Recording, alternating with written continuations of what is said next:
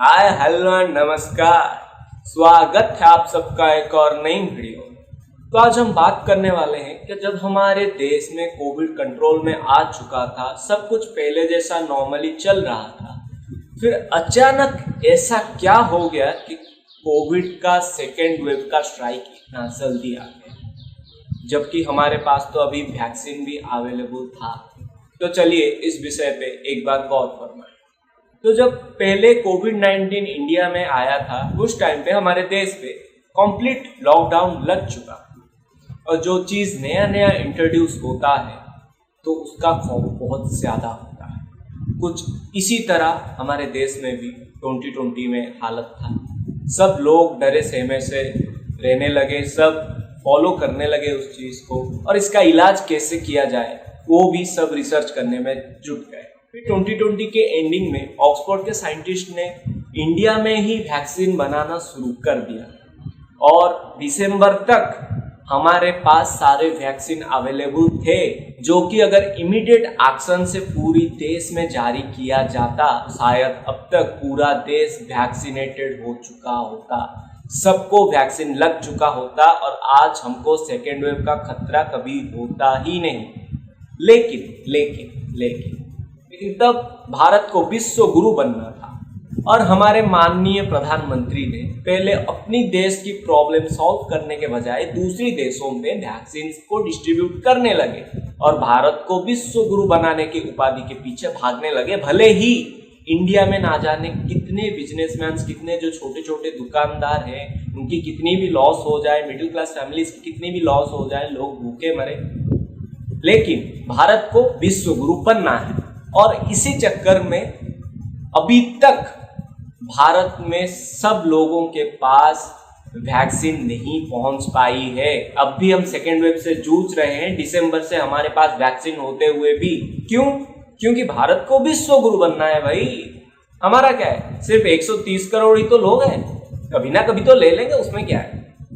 तो अब हम हमारी दूसरे पॉइंट पे आते हैं। जब सब लोग लॉकडाउन में घर में थे, तो करीब 8000 के ऊपर निजाम अपने कुछ फेस्टिवल्स के लिए all over the world gather हुए थे, जिसको कि सुपर स्प्रेडर ऑफ कोविड-19 बताया गया था, और उनको जिहाद का नाम दे दिया गया था। और उसके बाद टेम्पल्स बंद हो गए, सारे बड़े बड़े फेस्टिवल्स भी बंद हो गए, उड़ीसा का रथ यात्रा हो या फिर दशहरा हो, सब कुछ बंद हो गया।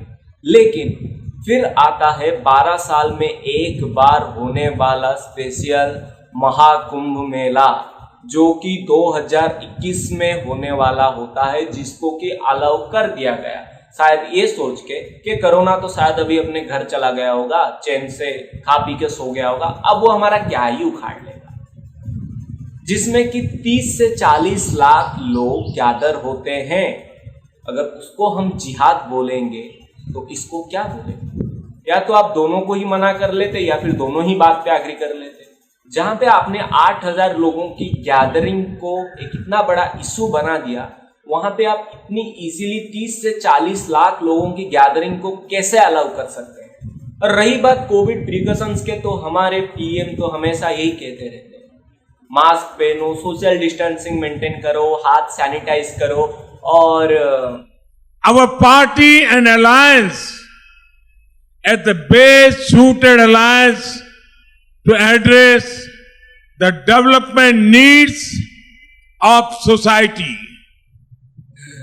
वो अलग बात है कि खुद उसको फॉलो नहीं करते, लेकिन कहते जरूर है। और इतने सब कुछ चीजें बंद बांध करने के बाद, इतने चीजों को बैन करने के बाद, इतने चीजों को कैंसिल करने के बाद, जब इलेक्शन का टाइम आता है तो रैलीज बहुत जोर शोरों से बिना मास्क, बिना सोशल डिस्टेंसिंग मेंटेन किए हुए चल रहा होता है। शायद मोदी जी को ये लगा होगा कि हाँ, हम ये रथ यात्रा, दशहरा वगैरह बंद करके कोरोना को गुमराह कर लेंगे, फिर उसी बीच में अपना रैली चला लेंगे। वो तो कोरोना है, वायरस ही तो है, उसको क्या ही पता चलेगा। And at the mean time corona भी लाइक, हाँ भाई वायरस हूँ, गधा थोड़ी ना कि पता नहीं चलेगा। लेकिन शायद हमारी गवर्नमेंट के माने तो सिर्फ मंदिरों में, या फिर भगवान के पास, या फिर जहाँ पे पढ़ाई होती है, या फिर छोटे छोटे किसानों के पास, छोटे दुकानदारों के पास, वहीं पे जाने पे ही कोरोना तुमको अटैक करेगी। लेकिन अगर तुम उनको सपोर्ट करने, उनके रैलीज में जाके गैदर होगे, तो कोरोना थोड़ी ना आएगी।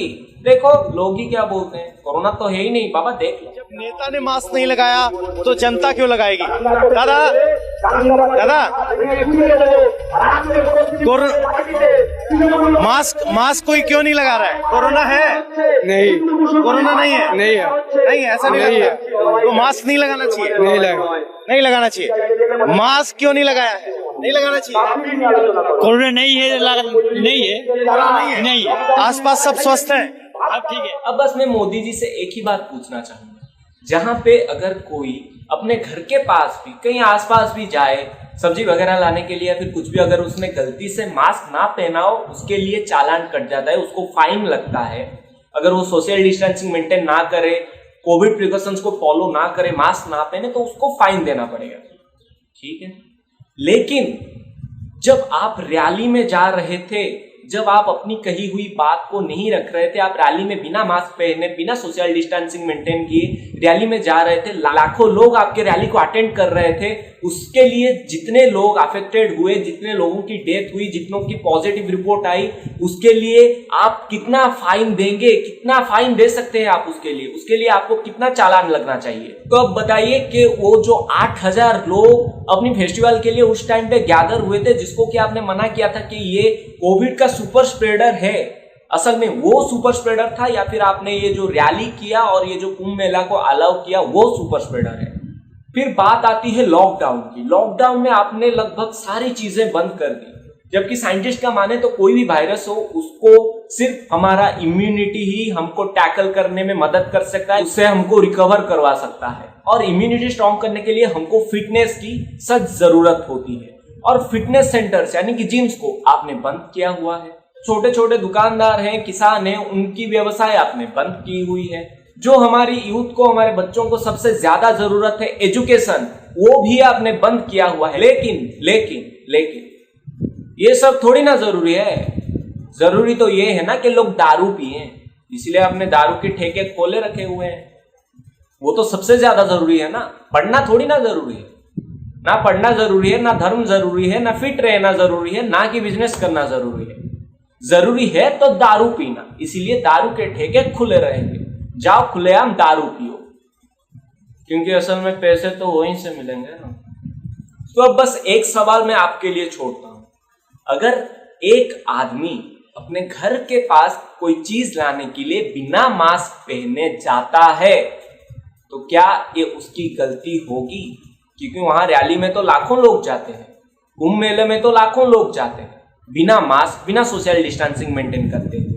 तो अगर एक आदमी अपने घर के पास कुछ चीजें लाने के लिए बिना मास्क के निकलता है तो क्या ये उसकी गलती होगी? क्या उसको फाइन देना चाहिए? क्या पुलिस को उसको मारना चाहिए? क्या सही है? और जैसे हमारे मोदी जी ने छोटे मोटे प्राइवेट कोचिंग सेंटर्स और ट्यूशन, स्कूल, कॉलेजेस सब बंद कर दिया है, और अगर उसमें कोई प्राइवेट टीचर चुपके से अपना कोचिंग चलाता है या बच्चों के घरों में जाके उसको पढ़ाता है ताकि उसको 2 वक्त की रोटी नसीब हो सके, हमारे सरकार के लॉ के विरुद्ध जाके, तो क्या ये उसकी गलती होगी? अपना जवाब कमेंट में जरूर बताएं और जितना हो सके इस वीडियो को शेयर कर दें। फिर मिलते हैं एक और नई वीडियो में, तब तक के लिए राधे राधे।